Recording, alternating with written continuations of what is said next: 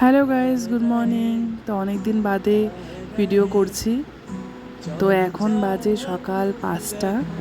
তো তোমরা ভাবছো এত সকালে আমি কেন উঠেছি বা কোথায় যাচ্ছি বা কি করছি, তো সবটাই বলবো, দেখতে থাকো ভিডিওটা। তো অনেক দিন বাদে আমি ভিডিও করলাম। তোমাদের যদি আমার ভিডিও দেখতে ভালো লাগে তো অবশ্যই বলবে, তো আমি করব, আরও ভালো ভালো ভিডিও করব। তো দেখো সকালটা কতটাই সুন্দর লাগে। আমাদের সকাল তো বাড়িতে থাকলে প্রায় 9টা 9:30 এই টাইমে সকাল হয়। এই ভোরবেলা তো উঠাই হয় না সেভাবে। জানি তোমরা ভাবছো আমি কোথায় যাচ্ছি, বলছি না। তো অ্যাকচুয়ালি আমি যাচ্ছি গুয়াহাটিতে কিছু কাজের কারণে। কিছু কাজও আছে, ভাবছি কিছুদিন ঘুরে আসি। বাড়িতে সবসময় একা থাকি, ভালো লাগে না। তো দিদি ছিল এতদিন বাড়িতে, প্রায় 1 মাস হবে হয়তো। তো যাই হোক, তো দেখো এখানে আমরা খাচ্ছি, একটা দোকানের সামনে গাড়িটি দাঁড়িয়েছে। তো দিদি কিছু খাবে না বলছে, তার ওর শরীরটা ভালো লাগে না, গাড়িতে জার্নি করতে পারে না সেভাবে। আমারও ভালো লাগে না, কিন্তু তারপরেও খাচ্ছি, খিদা পাচ্ছে জন্য। তো এই দোকানের তরকা রুটিটা জাস্ট দারুণ, আর চাটাও খুবই সুন্দর বানায়। আমি আগেও খেয়েছি যখন এসেছিলাম গুয়াহাটিতে। তো এখানে আমি তরকা রুটি আর চা খেয়ে নিলাম। তারপরে বাইরে কিছুক্ষণ হাঁটাহাঁটি করার পর আবার গাড়িতে উঠলাম।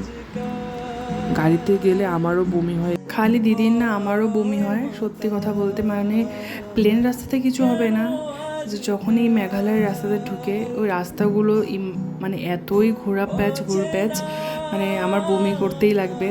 জানি না এবার কেন জানি সেমন একটা ফিল হয়নি। আর সেদিনটা প্রচণ্ড রৌদ্র ছিল বাইরে, এত গরম, খালি কখন পৌঁছাবো মনটা সেটাই করছিল।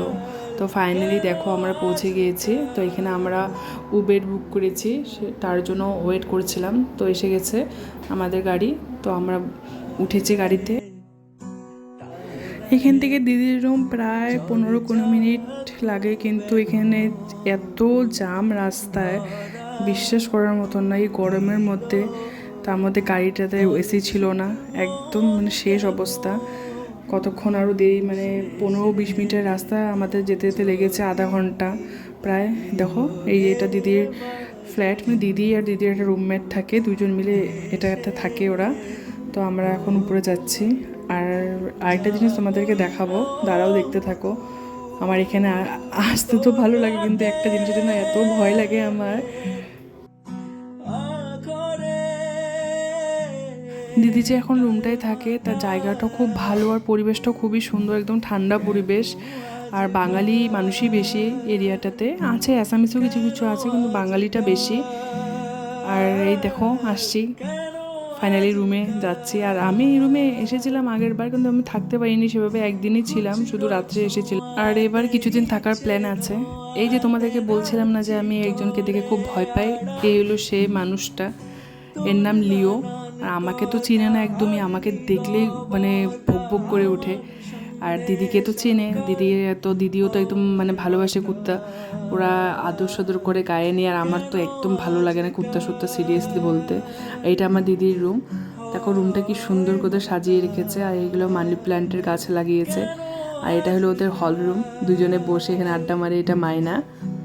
তারপর মায়না তো গরমের থেকে এসেছে জন্য আমাদেরকে ওয়ারেস খেতে দিয়েছে। তো ওয়ারেস খেয়ে অল্প টাইম রেস্ট নিয়ে আমি স্নান করতে চলে গিয়েছিলাম। তো স্নান টান করে এসে আমরা সবাই মিলে বসে ভাত খেয়েছি। এই দেখো দিদির রুমের বাইরে কে, এটা লিও, যাকে আমি এতটা ভয় পাই। আর আমার জন্যই ওকে বেঁধে রেখেছে, তার জন্য তো আমাকে আরও সহ্য করতে পারছে না। তো যাই হোক, আজকের ভিডিওটা এতটুকুই। যদি ভালো লাগে লাইক করে দিও। Bye bye.